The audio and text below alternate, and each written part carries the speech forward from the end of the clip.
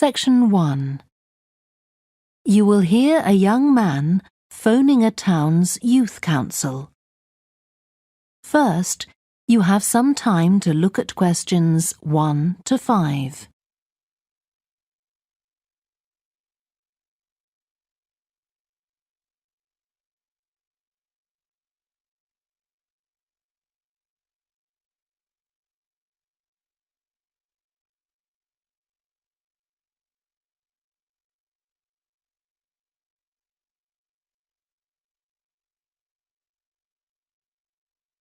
You will see that there is an example that has been done for you. On this occasion only, the conversation relating to this will be played first. Good morning, Youth Council. Caroline speaking. Oh, hello. I'm interested in standing for election to the Youth Council, and I was told to give you a call. That's good. Could I have your name, please? Yes, it's Roger Brown. Thank you. The young man's name is Roger Brown, so Brown has been written in the space. Now we shall begin. You should answer the questions as you listen, because you will not hear the recording a second time. Listen carefully and answer questions 1 to 5. Good morning, Youth Council. Caroline speaking. Oh, hello. I'm interested in standing for election to the Youth Council, and I was told to give you a call. That's good. Could I have your name, please? Yes, it's Roger Brown. Thank you. I'm Caroline, the Youth Council Administrator. So, do you know much about what the council does, Roger? I've talked to Stephanie. I think she's the chair of the council. That's right. And she told me a lot about it. How it's a way for young people to discuss local issues, for example, and make suggestions to the town council. That's what made me interested. Fine. Well, let me take down some of your details. First of all, how old are you? You know the council is for young people aged from 13 to 18. I've just turned 18. And where do you live, Roger? Well, that's a bit complicated. At the moment, I'm looking for a flat to rent here, so I'm in a hostel from Monday to Friday. I go back to my parents' place at the weekend. OK, so where's the best place to send you some information about the council? Oh, to my parents' address, please. That's 17 Buckley Street, Buckleigh Street, Stamford, Lincolnshire. Though you don't really need the county. Oh, I know Stamford. It's a lovely town. And what's the postcode? PE9 7QT. Right, thank you. So are you working here or are you a student? I started studying at the university a couple of weeks ago, and I've got a part-time job for a few hours a week. What do you do? Well, I've done several different things. I've just finished a short-term contract as a courier, and now I'm working as a waiter in one of the big hotels. Uh-huh. That can't leave you much time for studying. Oh, it's not too bad. I managed to fit it all in. What are you studying?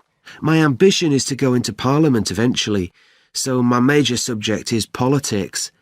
That's partly why I think the Youth Council is important and want to be a part of it. And I suppose you're also taking a minor subject, aren't you? I know a lot of people study economics too. I chose history. To be honest, I'm not finding it as interesting as I expected. Before you hear the rest of the phone call, you have some time to look at questions 6 to 10.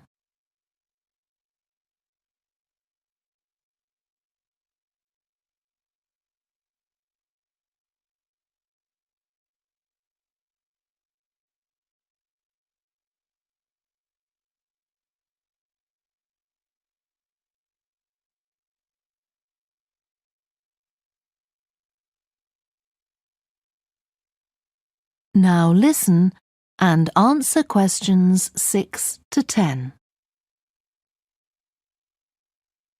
OK, so with your studying and your part-time job, do you have time for any other interests or hobbies?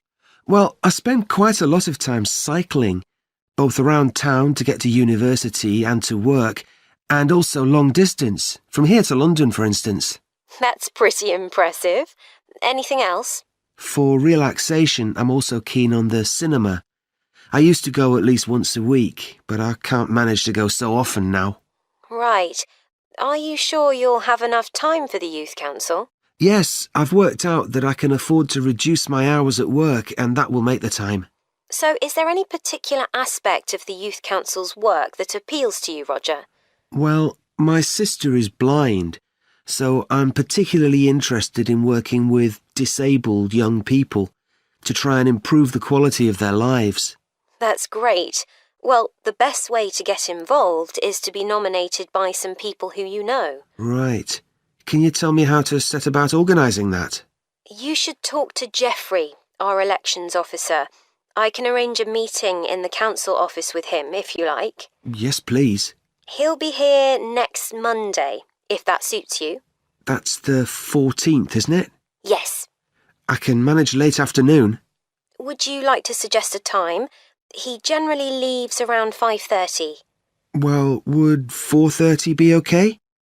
My last class finishes at 4, so I'd have plenty of time to get to your office. Right, that's fine. Oh, and could I have a phone number we can contact you on? Yes, my mobile number's 07788 136 711. Thank you. Well, we'll look forward to seeing you next week. Thanks very much. Goodbye. Bye. That is the end of section 1. You now have half a minute to check your answers.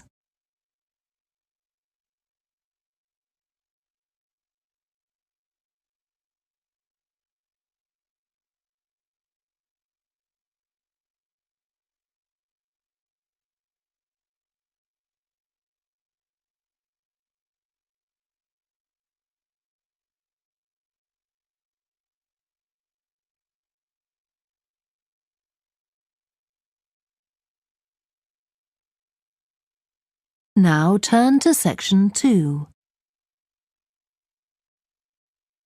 Section 2. You will hear a woman who works in a theatre talking to 2 new staff members on their first day of work. First, you have some time to look at questions 11 to 16.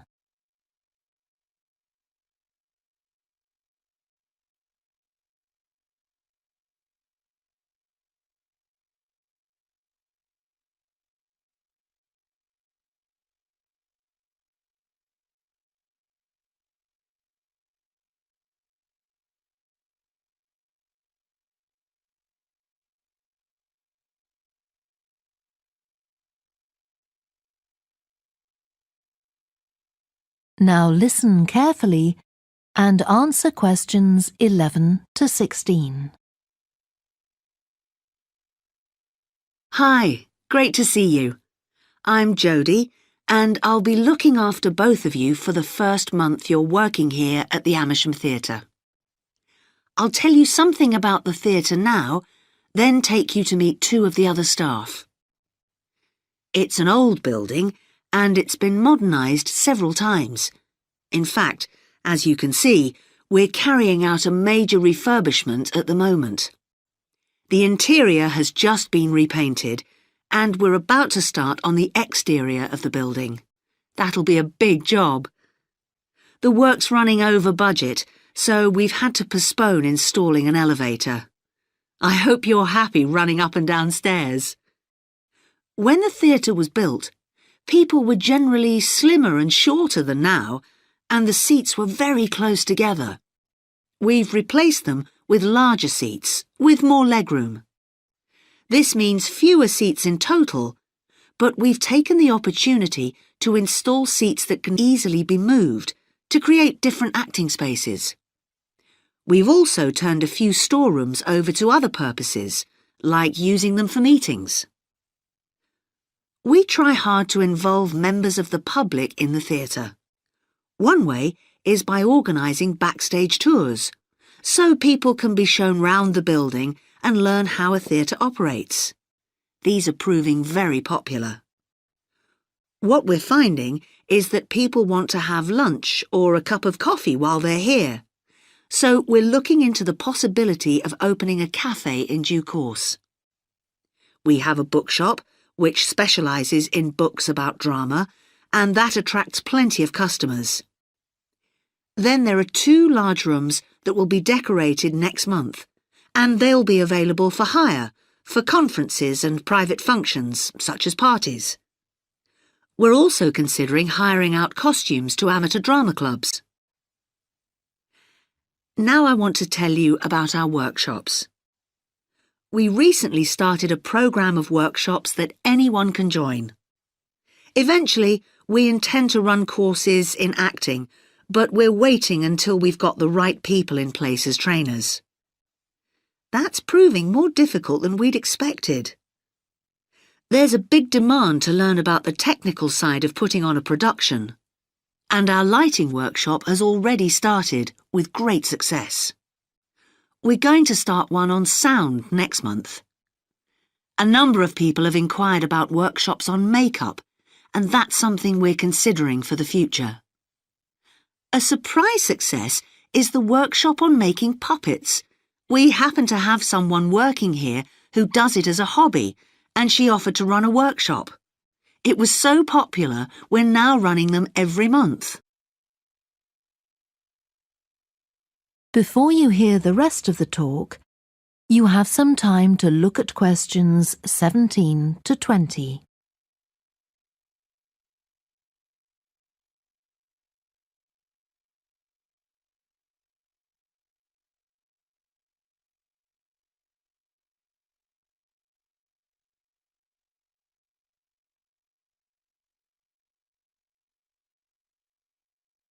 Now listen and answer questions 17 to 20. Now, a word about the layout of the building. The auditorium, stage and dressing rooms for the actors are all below ground level. Here on the ground floor, we have most of the rooms that the public doesn't see. The majority are internal, so they have windows in the roof to light them. Standing here in the foyer, you're probably wondering why the box office isn't here, where the public would expect to find it. Well, you might have noticed it on your way in. Although it's part of this building, it's next door, with a separate entrance from the road. For the theatre manager's office, you go across the foyer and through the double doors. Turn right, and it's the room at the end of the corridor, with the door on the left. The lighting box is where the computerized stage lighting is operated, and it's at the back of the building. When you're through the double doors, turn left, turn right at the water cooler, and right again at the end. It's the second room along that corridor. The lighting box has a window into the auditorium, which of course is below us. The artistic director's office is through the double doors, turn right, and it's the first room you come to on the right-hand side. And finally, for the moment, the room where I'll take you next, the relaxation room. So, if you'd like to come with me. That is the end of section 2. You now have half a minute to check your answers.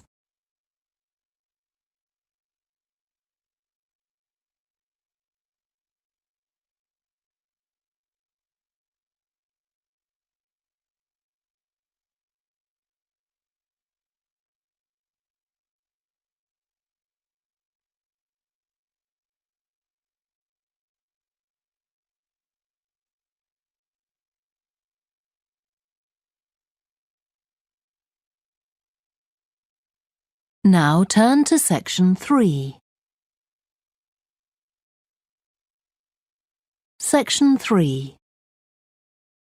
You will hear two biology students called Helen and Colin talking about the report they are writing on their recent field trip to a seaside area called Rocky Bay. First, you have some time to look at questions 21 to 26.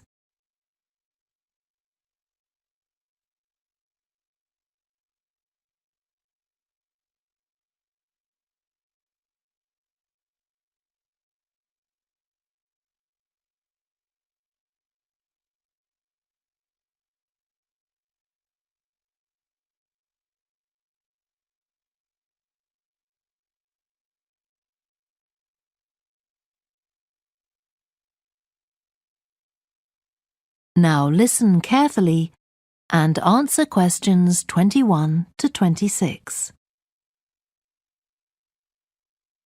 I've brought my notes on our biology field trip to Rocky Bay, Colin, so we can work on our report on the research we did together. OK. I've got mine too. Let's look at the aims of the trip first. Right. What did you have? I just put something about getting experience of the different sorts of procedures used on a field trip.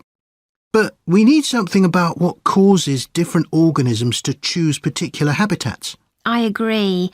And something about finding out how to protect organisms in danger of dying out. In our aims? But we weren't really looking at that. I suppose not. OK, now there's the list of equipment we all had to bring on the field trip.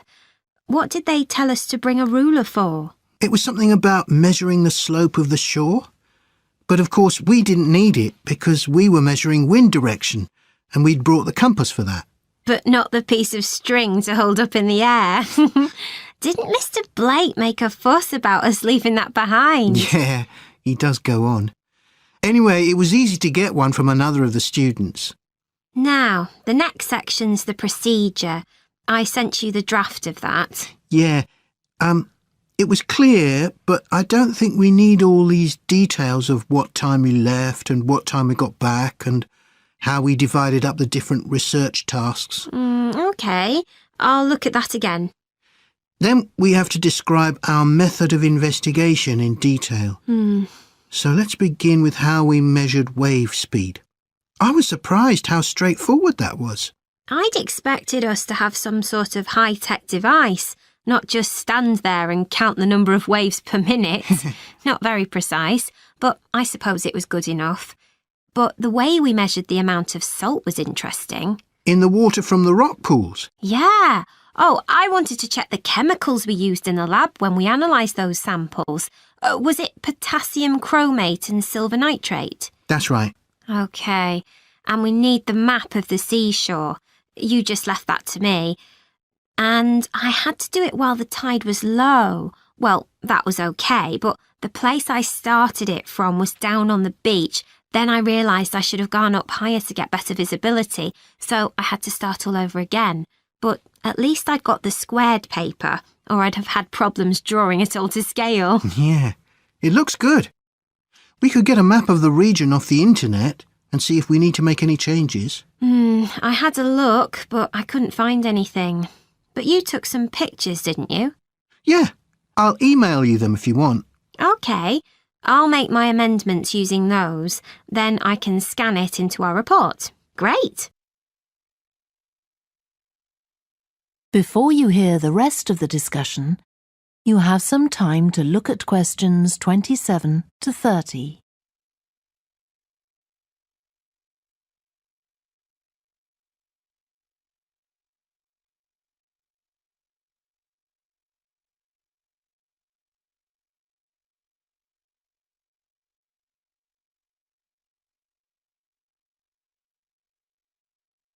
Now listen and answer questions 27 to 30. Now, when we get to our findings, I thought we could divide them up into the different zones we identified on the shore and the problems organisms face in each zone. So for the highest area... The splash zone? Yeah. We found mostly those tiny shellfish that have strong hard shells that act as protection. But not from other organisms that might eat them, predators. No, that's not the main danger for them. but the shells prevent them from drying out because they're in the open air for most of the time. Right. And since they're exposed, they need to be able to find some sort of shelter or cover themselves up so they don't get too hot. Then in the middle and lower zones nearer the sea, we need to discuss the effects of wave action. Yes, and how organisms develop structures to prevent themselves from being swept away or even destroyed by being smashed against the rocks. I haven't done anything on the geological changes. I don't know what to put for that. No, we weren't concentrating on that. Maybe we need to find some websites. Good idea. I've got the lecture notes from Mr. Blake's geology course, but they're too general. But we could ask him which books on our reading list might be most helpful. Right. OK. Now, I did a draft of the section of sources of possible error in our research, but I don't know if you agree. For example, the size of the sample and whether it's big enough to make any general conclusions from. But I thought actually we did have quite a big sample. We did. And our general method of observation seemed quite reliable. But we might not be all that accurate as far as the actual numbers go. Yeah, we might have missed some organisms, if they were hiding under a rock, for example. I wasn't sure about the way we described their habitats. I decided it was probably OK. Yeah, and the descriptions we gave of the smaller organisms, they weren't very detailed, but they were adequate in this context. I'm not sure we identified all the species correctly, though. OK, we'd better mention that. Now, how are we going to... That is the end of section 3. You now have half a minute to check your answers.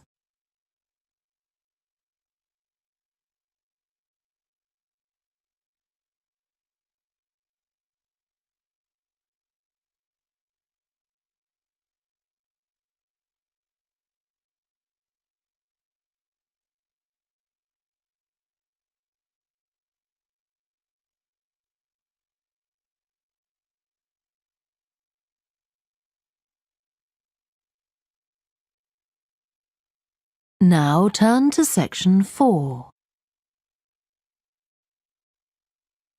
Section 4.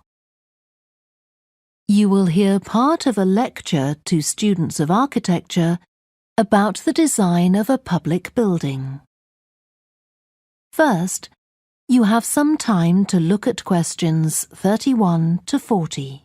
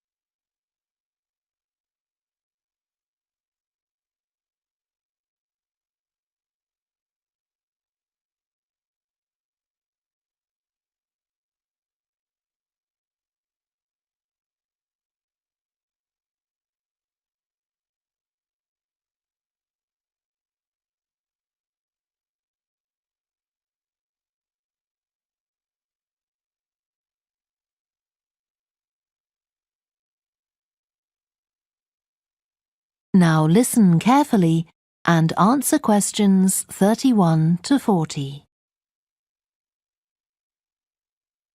We've been discussing the factors the architect has to consider when designing domestic buildings. I'm going to move on now to consider the design of public buildings, and I'll illustrate this by referring to the new Taylor Concert Hall that's recently been completed here in the city. So, as with a domestic building, when designing a public building, an architect needs to consider the function of the building. For example, is it to be used primarily for entertainment, or for education, or for administration? The second thing the architect needs to think about is the context of the building. This includes its physical location, obviously, but it also includes the social meaning of the building. how it relates to the people it's built for. And finally, for important public buildings, the architect may also be looking for a central symbolic idea on which to base the design, a sort of metaphor for the building and the way in which it is used. Let's look at the new Taylor Concert Hall in relation to these ideas. The location chosen was a site in a run-down district that has been ignored in previous redevelopment plans. It was occupied by a factory that has been empty for some years. The whole area was some distance from the high-rise office blocks of the central business district and shopping centre, but it was only 1 kilometre from the ring road. The site itself was bordered to the north by a canal which had once been used by boats bringing in raw materials when the area was used for manufacturing. The architect chosen for the project was Tom Harrison. He found the main design challenge was the location of the site in an area that had no neighbouring buildings of any importance. To reflect the fact that the significance of the building in this quite run-down location was as yet unknown, he decided to create a building centred around the idea of a mystery, something whose meaning still has to be discovered. So, how was this reflected in the design of the building? Well, Harrison decided to create pedestrian access to the building and to make use of the presence of water on the site. As people approach the entrance, they therefore have to cross over a bridge. He wanted to give people a feeling of suspense as they see the building first from a distance and then close up. And the initial impression he wanted to create from the shape of the building as a whole was that of a box. The first side that people see, the southern wall, is just a high, flat wall uninterrupted by any windows. This might sound off-putting, but it supports Harrison's concept of the building, that the person approaching is intrigued and wonders what will be inside. And this flat wall also has another purpose. At night time, projectors are switched on, and it functions as a huge screen onto which images are projected.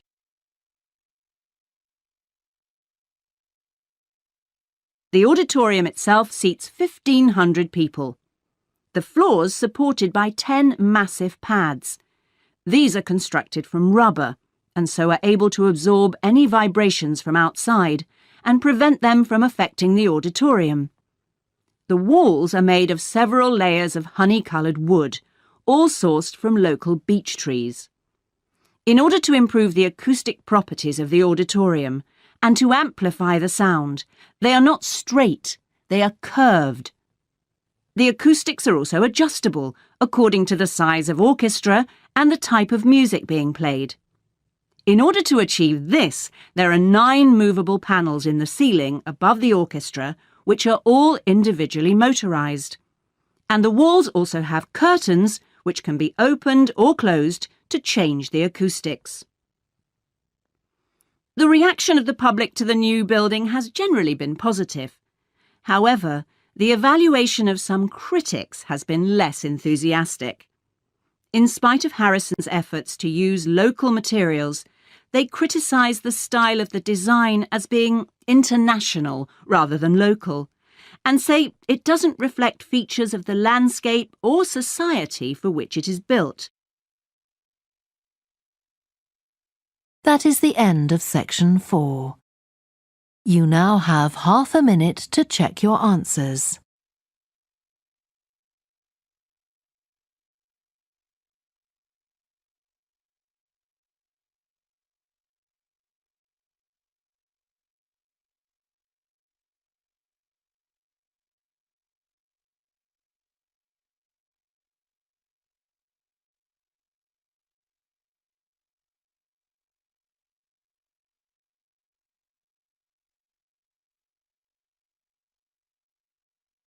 That is the end of the listening test. You now have 10 minutes to transfer your answers to the answer sheet. Please stop writing and wait for your question booklet to be collected.